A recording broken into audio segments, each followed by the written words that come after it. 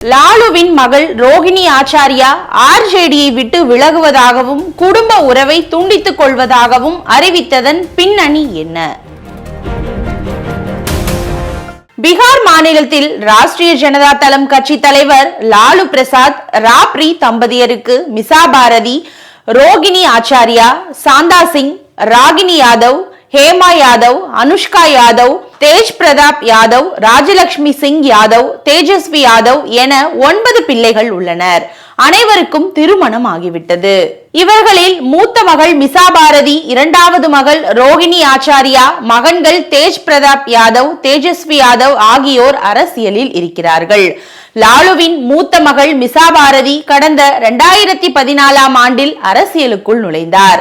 லாலுவின் இரண்டாவது மகள் ரோகிணி ஆச்சாரியா MBBS படித்துள்ளார். திருமணத்துக்கு பிறகு அவர் தனது கணவர் ராவ் சமரேசுடன் சிங்கப்பூரில் வசித்து வந்தார். சிறுநீரக செயலிழப்பால் பாதிக்கப்பட்ட லாலுவுக்கு கடந்த 2022ஆம் ஆண்டில் ரோகிணி சிறுநீரகத்தை தானமாக வழங்கினார். இதைத் தொடர்ந்து கடந்த 2024ஆம் ஆண்டில் அவர் பீகார் அரசியலில் கால் பதித்தார்.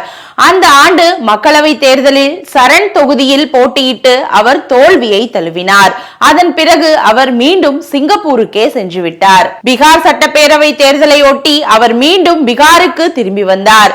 இதற்கு தேஜஸ்வி யாதவ் கடும் எதிர்ப்பும் தெரிவித்தார். எனினும் லாலுவின் சமரசத்தால் ரோகிணி பீகார் தேர்தலில் அதிதீவிரமாக செயலாற்றினார்.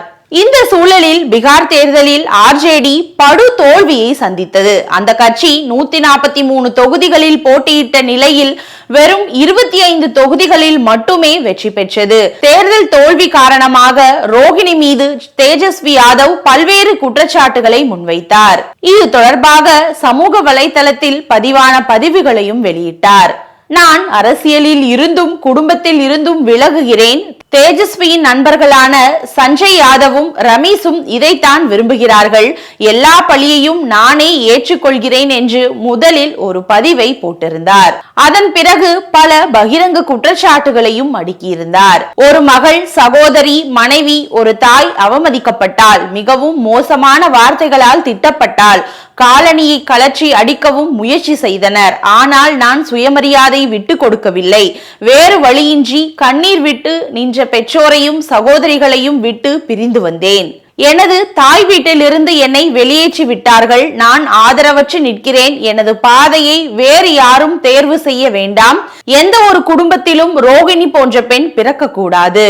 நான் மோசமானவள், அழுக்கானவள் என்று குற்றம் சாட்டினர். எனது தந்தைக்கு சிறுநீரகத்தை கொடுத்து கோடிக்கணக்கில் பணத்தை பெற்றுக் கொண்டதாகவும் தேர்தலில் சீட்டுகளை பெற்றுக் கொண்டதாகவும் குற்றம் சுமத்தினர்.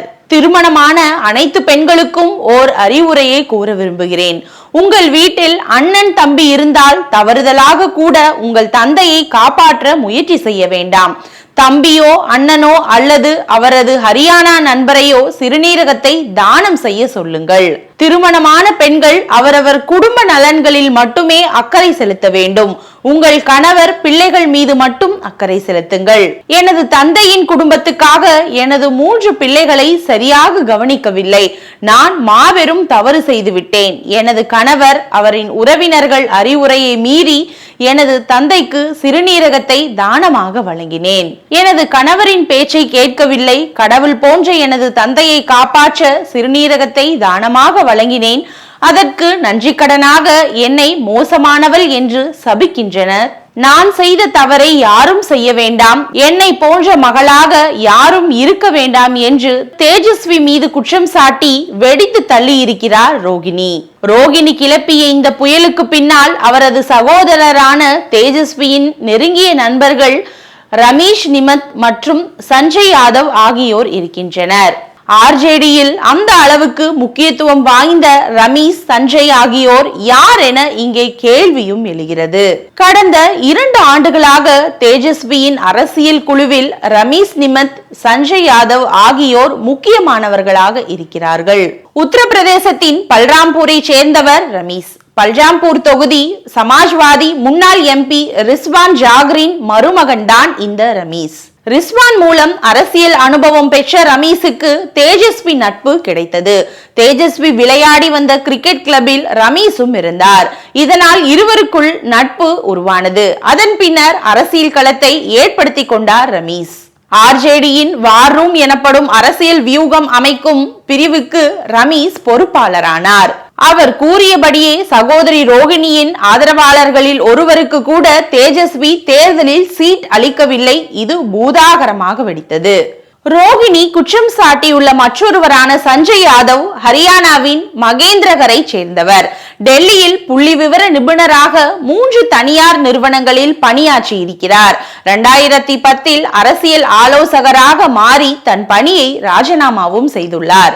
ஹரியானாவில் இருந்து உத்தரப்பிரதேசத்துக்கு இடம் மாறியவர் அகிலேஷ் யாதவுக்கு அரசியல் ஆலோசகராக இருந்துள்ளார். பின்னர் தேஜஸ்வி கேட்டுக்கொண்டதன் பேரில் 2012 ஆர்ஜேடியில் சஞ்சய் இணைந்துள்ளார். அதன் பின்னர் அவர் 2024 ஆர்ஜேடியின் மாநிலங்களவை எம்பி ஆனார். பவர் சென்டராக இருக்கும் இந்த இருவர் மற்றும் தேஜஸ்வியின் அணுகுமுறை காரணமாகவே குடும்பம் மற்றும் கட்சியிலிருந்து விலகுவதாக ரோகிணி கூறியுள்ளார்.